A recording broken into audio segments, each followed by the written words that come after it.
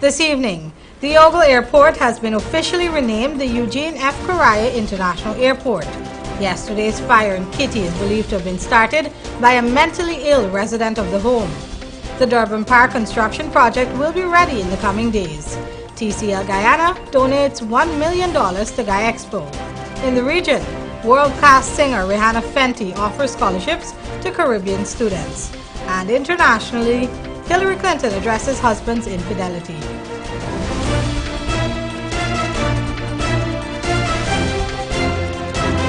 From Safetv headquarters in South Rambert Gardens, this is Safetv Headline News with Rihanna Ahmed. Safetv 2 Headline News is now being streamed live on our YouTube channel. Please join us.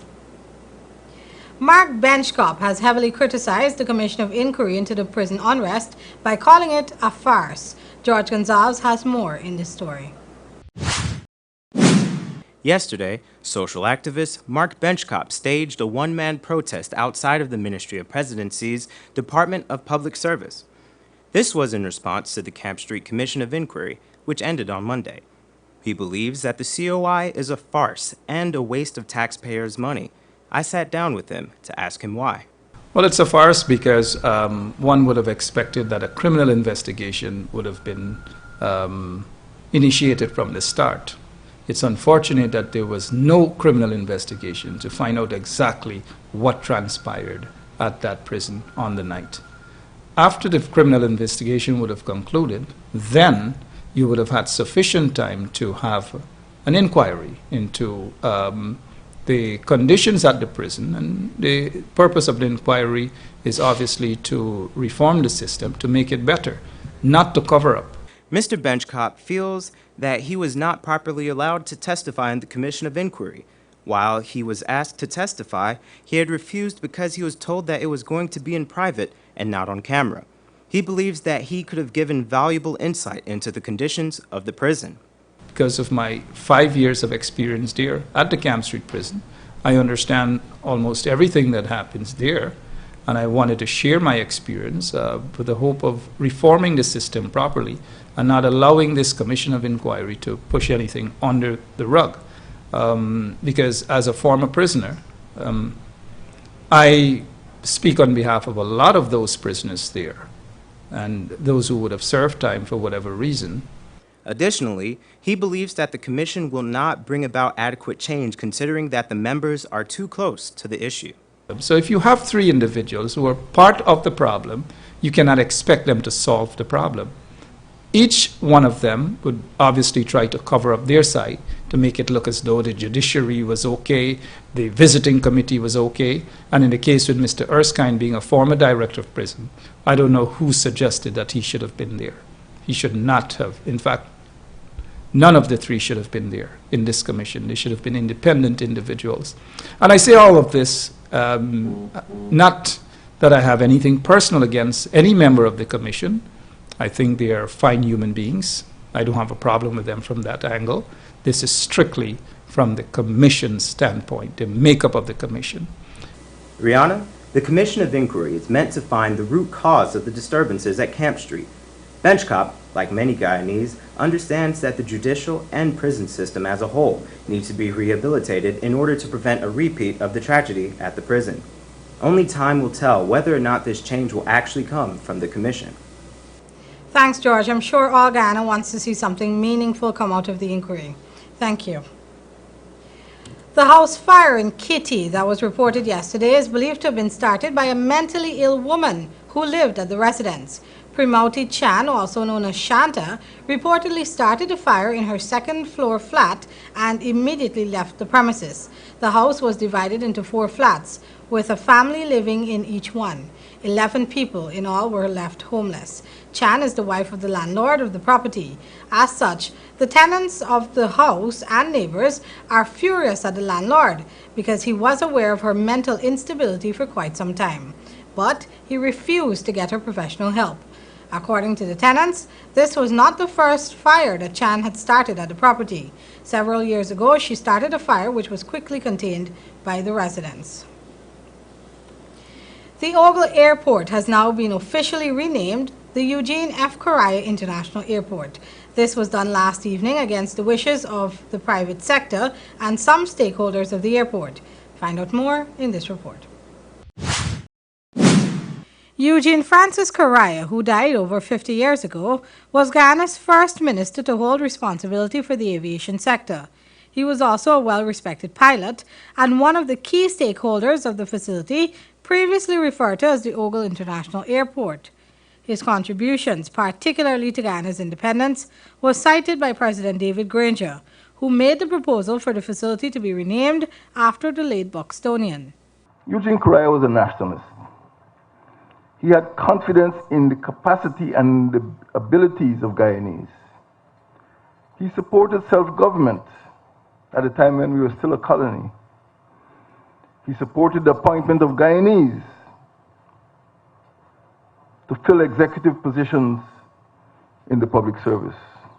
And this was a time when it was usual for foreigners, particularly Englishmen, to hold the highest offices. Renaming the airport after Mr. Correa was finally effected. However, court action by the minority stakeholders of the facility continued. They believed that the Correas, who owned 60% of the airport, would have more dominance over the relatively small but competitive aviation sector. Their concerns cannot be dismissed as something without any merit. Therefore, this will also be addressed during our review process. Minister of Public Infrastructure David Patterson told the gathering for the renaming ceremony that a review of the lease agreement for the airport and its management is currently being done. Presently, there's an independent legal firm looking at this lease.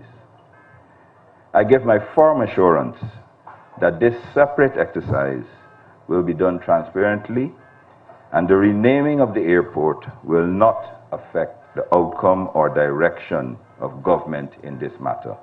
Patterson said that even though the airport is a stakeholder company that is privately managed, it remains a government facility. As such, its management should be dealt with in an equitable manner, and this is a commitment that I give on behalf of the government of Guyana. Coming up on Headline News after the break, TCL Guyana donates $1 million to GuyExpo, and Durban Park construction project working to completion. When? I'll say, will you marry me? I swear that I will mean it. I say, will you marry me? Sing it.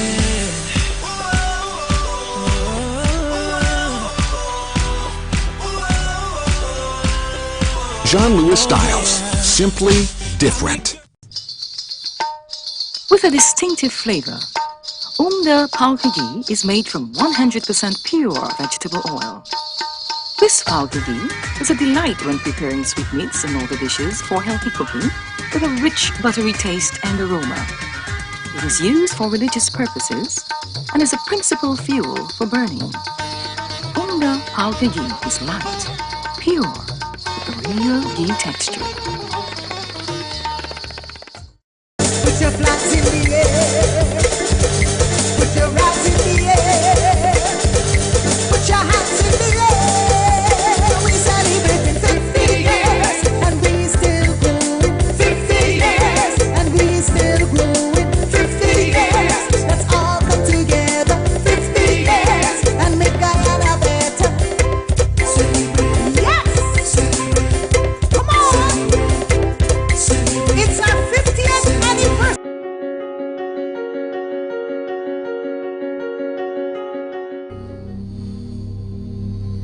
This place is really hot. What's wrong with your AC? It's not working. Well, we wouldn't be able to continue this meeting anymore because this place is extremely hot. Wait, please don't go. Here's a company you can call to get your AC fixed. Action Cool. Honey, what's dinner? I had a hard day.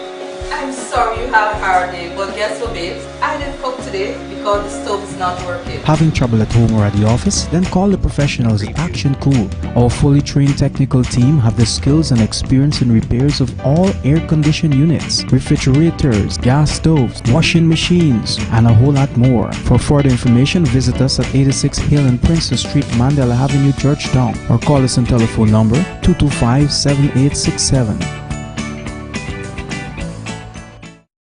Sometimes there's just too much information to keep up with when you're pregnant. What you should and should not eat, what kind of exercise is right for you, how to handle mood changes, even how to determine when it's time for delivery. Don't let your pregnancy be a burden. Watch The Baby Story on Safetv Channel 2 every weekday from 9 a.m. to 10 a.m. Now you can know all you need to know from conception to delivery when you watch The Baby Story on Safetv Channel 2.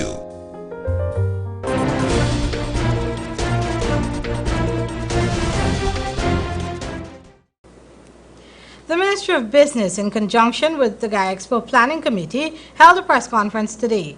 The reason for this conference was to announce Trinidad Cement Limited's sponsorship of Guy Expo 2016. Mark Bender and Alison Jardine, representatives of Trinidad Cement Limited Guyana, or TCL, handed a check for $1 million to Don Holder Alert, the chairperson of Guy Expo.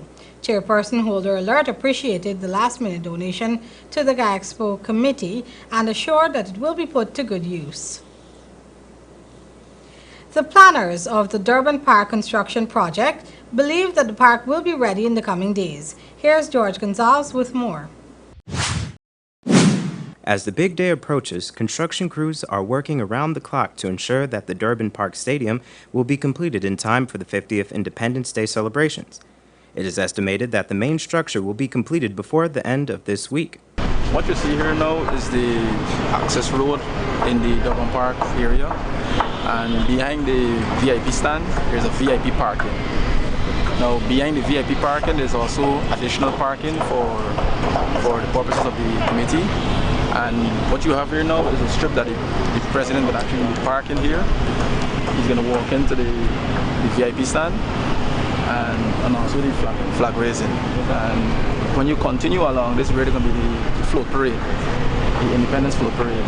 Now, along this route here, there's going to be Independence Float Parade, and then they're going to take the exit and come out to the compound. Now, approximately the work here is 90% complete, and we shall be finished by Thursday once the weather permits. And finally, we can do some final touches in terms of creating and shaping the compound to at least make sure all the surfaces are leveled and take care of all the additional minor works that within the compound. The general seating areas are nearly complete. The original VIP structure was rebuilt and expanded in order to install facilities for media and dignitaries in attendance and to accommodate over 270 people. This phase is mostly complete as well. What the guys have completed, they've completed completely enclosing both sides, and as you see, they've completed the roof. Now, roof design had to be changed to be built a lot faster and to cover a lot more space. So, we're around 73% complete. The sheeting still has to go on. Once we finish with that, the floor goes on completely, and then the washroom area, because it's weather dependent, is going to take a little bit of time, but we're actually going to finish that off really quickly as well. It's roughly 270 persons can sit up top here. The Independence Day Parade, as well as the flag-raising ceremony, is scheduled to take place at the park. Groups from around the country are expected to be in the parade, but final listings of all those who have floats in the parade should be announced by this Friday. According to Special Project Officer of Ceremony for the 50th Anniversary Celebrations, Lennox Canterbury, this year's parade will be unique because of the theme the floats will be centered around. I think what will be different is some of the groups that will be participating. I think that is unique. Secondly, the whole focus of the parade centers on the theme, which is Reflect, Celebrate, Inspire. So I would expect a lot of creativity which will look at our history from over the 50 years on to the present and maybe going to the future. So that in itself is unique, that something that the designers will be working with. Rihanna, we'll soon see if they are able to meet the deadlines they have set. With some divine help, this is surely to be a special occasion for those involved and the nation as a whole. Thanks, George. It just has to be finished on time. Now, more stalls demolished as City Hall employees continue working the night shift to enforce their decision on street vending in the Stabroek area. Our editor-in-chief, Ruth Harry, has the story. City Hall employees seem to be working around the clock to curb the trend of street vending in Georgetown, just as the Golden Jubilee celebrations approach.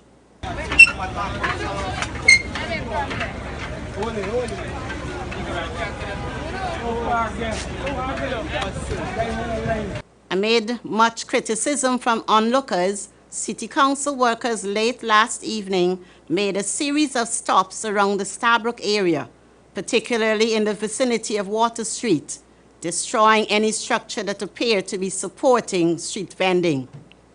According to one of the council's senior employees, they have had cause to continuously remove the same structures repeatedly, which reveal that vendors are not obeying the laws. What was appalling to onlookers, though, was the fact that City Council workers not only destroyed the visible vending structures, but they also invaded private barns and confiscated a number of items, like barrels filled with beverages. About 3 canter trucks filled with wooden materials and goods were loaded and carried away. This continues to be done during the night, as the mayor and City Council keeps insisting that vendors operate within the laws and at locations that are allotted to them by the government. I am Ruth Granham Harry reporting for Safetv 2 Headline News. According to President David Granger, the government cannot be blamed for the crime situation in the country. Here's more. The figures are coming down. There has been a media frenzy, I admit, but some of the events which have been publicized are not preventable by the state. President David Granger was at the time speaking to reporters on the latest edition of his public interest series.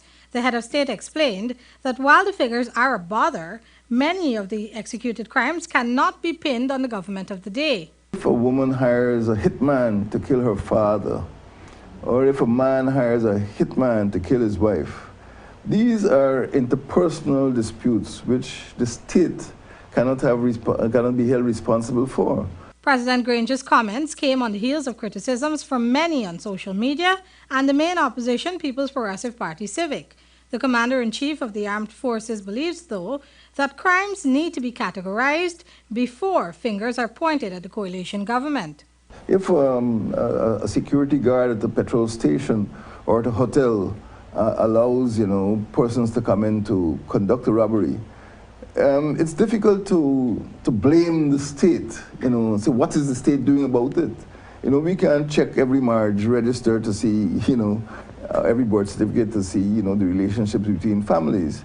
President Granger is assuring that measures like Operation Dragnet are working well. We have augmented the strength of the CID, so they are now more and better trained detectives, as you've noticed, and even our critics have accepted and acknowledged that crimes are being solved much more quickly than ever before. Piracy attacks, which were once very frequent, are now almost non-existent. These, Mr. Granger acknowledges, have much to do with increased coastal and aerial patrols. All of these measures have been introduced over the last 7 months, and they're supplementing Operation Dragnet, and Dragnet will continue right through to at least 1st of June, to the end of the 50th anniversary celebrations. So there have been small incremental changes, and I do regret that the media frenzy seems to have bowled people over. They feel that things are getting worse, but things are actually getting better. Still ahead, our regional and international news. Women's fashion trends change every day. That's why John Lewis Styles makes it their duty to source items directly from the manufacturing brand, offering you more choices and better prices. Women love to look great, whether it's for work or play. From clothing, shoes, accessories, to handbags, watches, fragrances. Let's make you feel like the only girl in the world. John Lewis Styles. Simply different.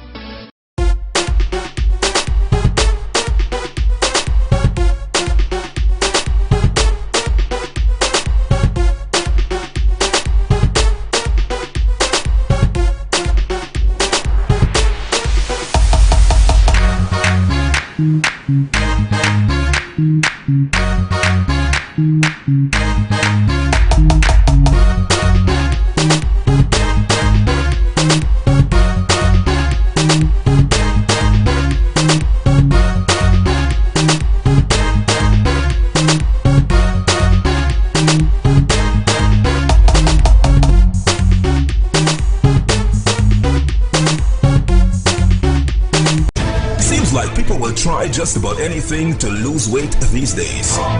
But nothing works better than proper dieting and exercise.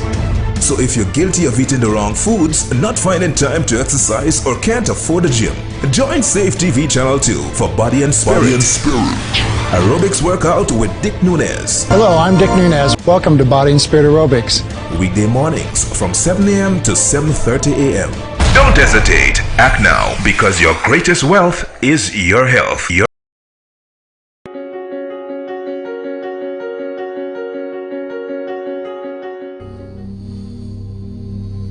This place is really hot. What's wrong with your AC? It's not working. Well, we wouldn't be able to continue this meeting anymore because this place is extremely hot. Wait, please don't go. Here's a company you can call to get your AC fixed. Action Cool. Honey, what's dinner? I had a hard day. I'm sorry you had a hard day, but guess what, babes? I didn't cook today because the stove is not working. Having trouble at home or at the office? Then call the professionals at Action Cool. Our fully trained technical team have the skills and experience in repairs of all air-conditioned units, refrigerators, gas stoves, washing machines, and a whole lot more. For further information, visit us at 86 Hill and Princeton Street, Mandela Avenue, Georgetown, or call us on telephone number 225-7867.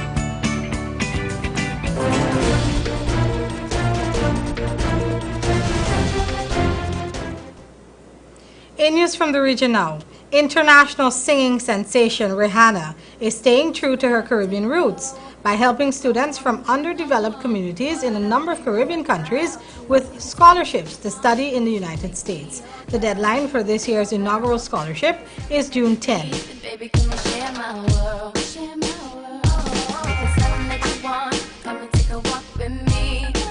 Robin Rihanna Fenty was born on February 20, 1988, to a Guyanese mother.